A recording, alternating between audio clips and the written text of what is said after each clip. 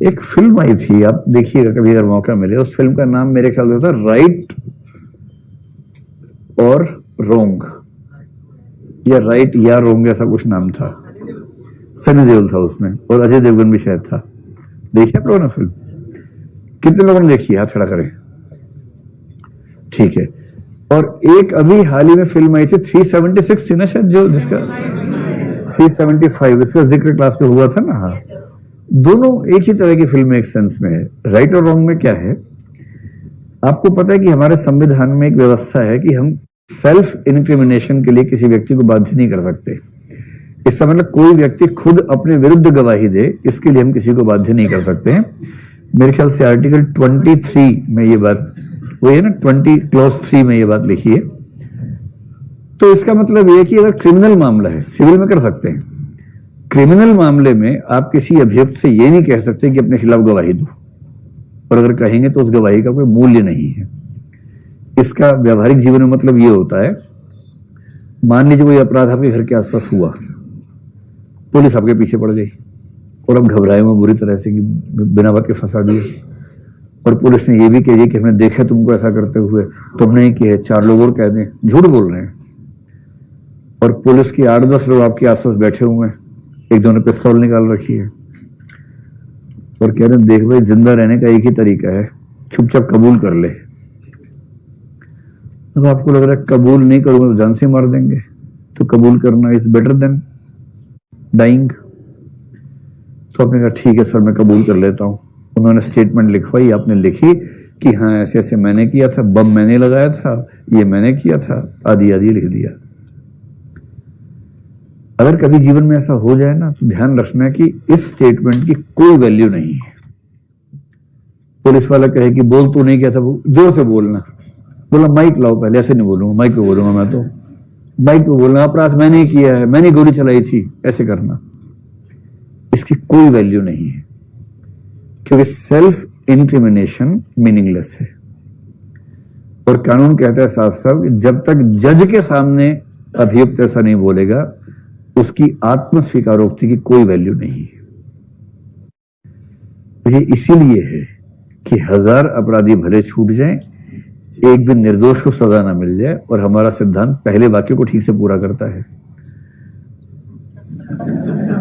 Second तो हो ही जाता है, लेकिन पहले वाले को ठीक से पूरा करता है। 1000 छूट ही जाते हैं और एक तो खैर नहीं मिलती सजा आमतौर पे, ये होता है। तो सेल्फ इंक्रिमिनेशन वाली जो बात है ना, उससे अगर आप इस चीज का लिंक समझना चाहें कि इस फिल्म में क्या हुआ। कुछ लोग आजकल कहते हैं, सुप्रीम कोर्ट के पास सुझाव आया कि भाई किसी ने अपराध किया या नहीं, इस पर सरकार इतना खर्चा क्यों करती है। सिंपल है, एक लाई डिटेक्शन टेस्ट होता है, उससे चेक कर लो, क्या दिक्कत है। आजकल तो और भी तरीके उसके आ गए हैं, पॉलीग्राफ टेस्ट आ गया है, नार्को एनालिसिस आ गया है। नार्को एनालिसिस में ऑब्जेक्टिविटी काफी ज्यादा है। खतरा ये है कि जिसका करेंगे, किसी रेयर केस में उसकी मृत्यु भी हो सकती है, उसकी मतलब परमानेंट कोई डिस्टॉर्शन आ जाए बॉडी में, ऐसा भी हो सकता है। ये खतरा कैसे मोल लें, ये दिक्कत है। तो एक बार सुप्रीम कोर्ट में केस हुआ, सेल्वी का केस कहलाता है, प्रसिद्ध केस है। सुप्रीम कोर्ट से कहा गया कि सर ये जो इंडियन एविडेंस एक्ट है उसमें आप चेंज कर दीजिए। सुप्रीम कोर्ट तो जो कहता है चेंज हो ही जाता है। अगर लाई डिटेक्शन को, नार्को एनालिसिस को हम मान लें कि अपराध शास्त्र में मान्य तरीके हैं, तो हर अपराधी फंसेगा, एक भी निर्दोष नहीं फंसेगा। कितना सिंपल है। केस चल रहा है, आपको डाउट है 4 लोगों पे, चारों का नार्को टेस्ट कर लीजिए। और नार्को का मतलब उनको एनेस्थेसिया की डोज देके अर्ध बेहोशी की स्थिति में ले जाइए, जहां उनका दिमाग उनके कंट्रोल में ना हो। तब उनसे आप सवाल पूछेंगे, सवाल ऐसे कि यस और नो में आंसर दे सके, और उन आंसर्स के बेस पे ये अनुमान हो जाता है, लगभग ऑब्जेक्टिवली हो जाता है कि इस व्यक्ति ने क्या किया था, क्या नहीं किया था। कितना सिंपल है। तो ये फिल्म इसी पे थी, लाई डिटेक्शन टेस्ट पे थी। लाई डिटेक्शन का मतलब ये होता है कि मूल विचार ये है कि जब हम झूठ बोलते हैं, हमारी हार्ट बीट्स बढ़ जाती हैं, सच बोलते हुए हार्ट बीट्स ठीक रहती हैं। मूल कंसेप्ट ये है, यूज करते हैं। हाँ, तो इस फिल्म में वही थीम है कि एक अपराधी है, अजय देवगन शायद अपराधी है, सनी देओल शायद पुलिस वाला है, वो जेल में है, उस पर लगातार टेस्ट हो रहे हैं, लाई डिटेक्शन के टेस्ट हो रहे हैं, पर वो इतना घाग है कि उसको अपनी हार्ट बीट्स पे ही पूरा कंट्रोल है।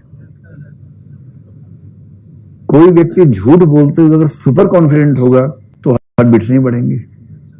अच्छा, 4 पुलिस वाले आसपास खड़े हैं, आपसे पूछा आपका नाम क्या, तब भी बढ़ जाती है हार्ट बीट्स, के नाम क्यों पूछ रहे हैं, लेकिन आप नाम सच बता रहे हैं, उस समय बढ़ तो जाती है। हार्ट बीट बढ़ते तो कई फैक्टर्स हैं। इसका मूल ये है कि झूठ बोलते हुए बढ़ेंगे, सच बोलते हुए नहीं बढ़ेंगे। मतलब पहले कूल करने के बाद, शुरू में नहीं, कूल करने के बाद।